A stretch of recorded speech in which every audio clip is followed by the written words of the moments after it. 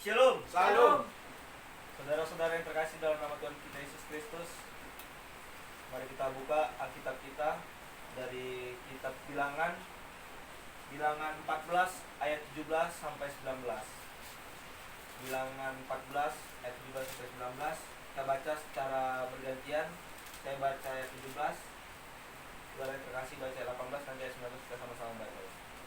Bilangan 14 ayat 17 sampai 19 ya. Jadi sekarang biarlah kiranya kekuatan Tuhan itu nyata kebesarannya seperti yang kau firmankan. Tuhan itu berpanjang sabar dan kasih setianya berlimpah-limpah. Ia mengampuni kesalahan dan pelanggaran, tetapi sekali-kali tidak membebaskan orang yang bersalah dari hukuman.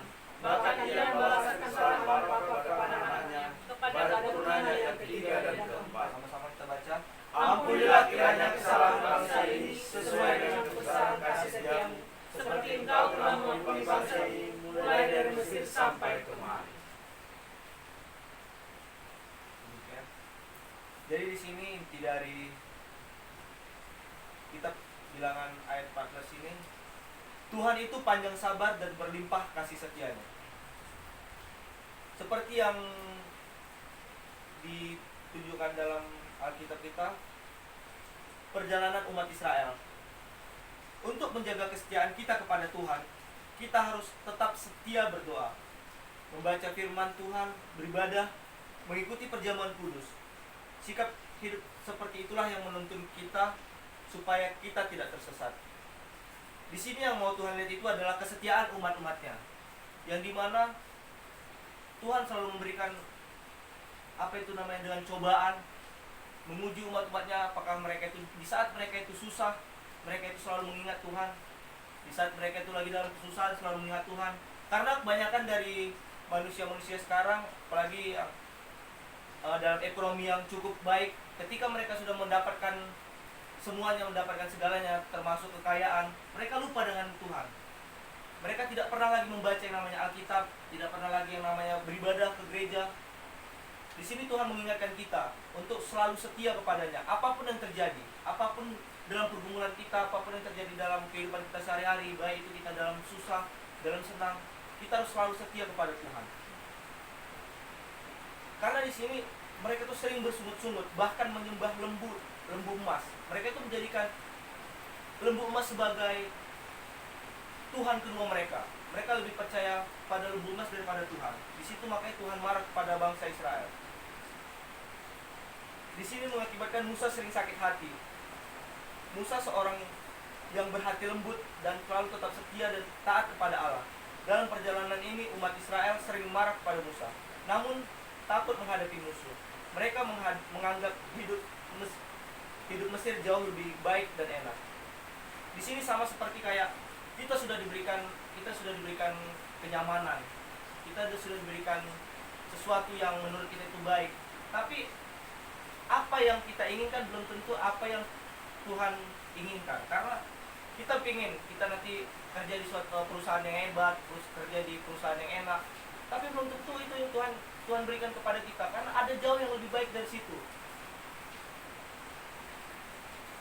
Di sini juga maksud dari pembacaan kita itu adalah Musa membujuk Tuhan supaya berkenan mengampuni perilaku umat Israel, dan Tuhan mendengar permohonan Musa karena Musa berkenan di hati Allah. Musa ingin umat Israel masuk ke tanah yang dijanjikan Tuhan itu, yang adalah tanah yang subur, tempat susu dan madu, tempat yang sangat menjanjikan. Musa memohon kepada Tuhan supaya anugerah dan kekuatan Tuhan tetap nyata dalam kehidupan umatnya. Kiranya kemurahan Tuhan tetap nyata dalam kehidupan mereka. Ini juga menjadi permohonan kita dalam suasana yang kita hadapi saat ini. Mungkin ini karena dosa dan betapa seringnya kita meninggalkan Tuhan. Jadi di sini juga dalam keadaan kita sekarang, virus corona ini udah mungkin banyak yang membuat kita itu dalam tekanan, banyak yang membuat kita tuh seperti depresi, jauh dari Tuhan. Sebenarnya sama seperti apa yang dimaksud dengan firman yang kita baca ini, bahwasanya virus corona ini supaya mendekatkan kita lebih pada Tuhan. Karena kalau tidak ada virus corona, mungkin yang harusnya hari Minggu beribadah ke gereja malah kerja, yang harusnya hari Minggu itu kepada Tuhan, malah pergi keluar-keluar, malah jalan-jalan.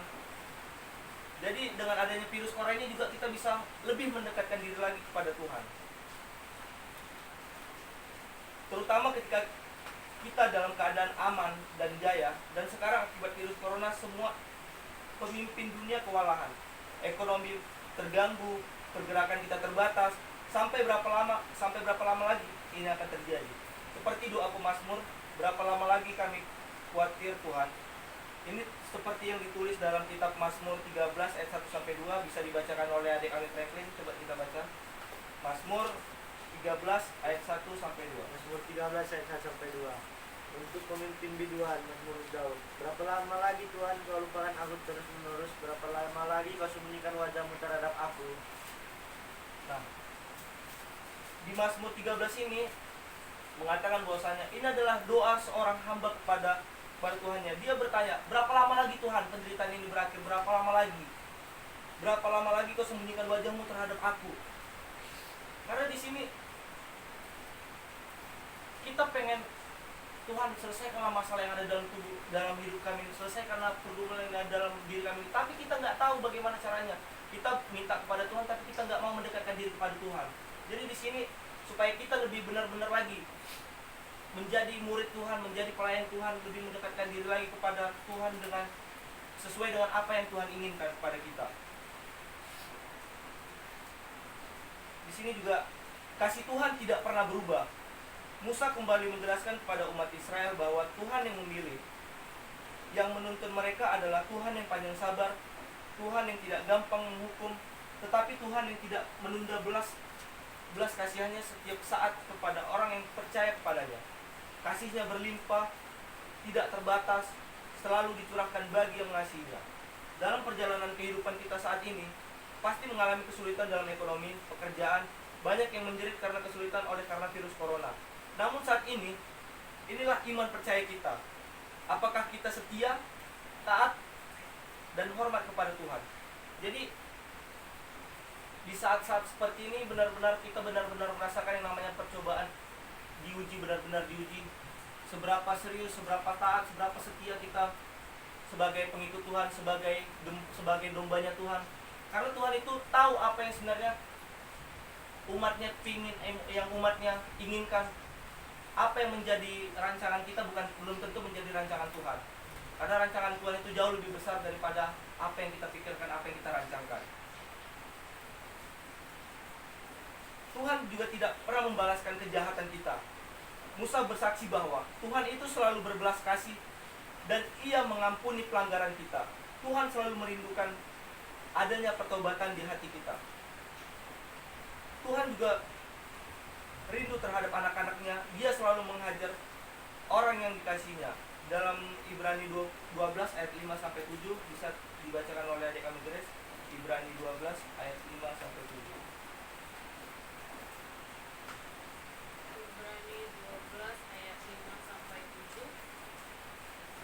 Dan sudah lupakah kamu akan nasihat yang berbicara kepada kamu seperti kepada anak-anak? Hai anakku, janganlah anggap enteng didikan Tuhan, dan janganlah putus asa apabila engkau diperingatkannya. Karena Tuhan menghadap orang yang dikasihinya, dan Ia menyusah orang yang diakuinya sebagai anak. Jika kamu harus menanggung ganjaran Allah memperlakukan kamu seperti anak, di manakah terdapat anak yang tidak dihajar oleh ayahnya? Jadi di sini juga selain Tuhan itu penyabar, penyayang, Tuhan itu juga selalu mengajar anak-anaknya itu untuk tahu yang mana yang benar dan yang mana salah. Karena terkadang seperti orang tua kita, seperti bapak dan mama selalu marah-marah sama kita, selalu bilang jangan, tapi yang kita bilang enggak mak, gini mak, belum tentu apa yang kita suka itu disukain sama bapak sama mama, walaupun yang menurut kita itu bagus. Karena bapak sama mama itu pasti jauh lebih tahu apa yang sebenarnya terbaik buat kita, buat anak-anaknya.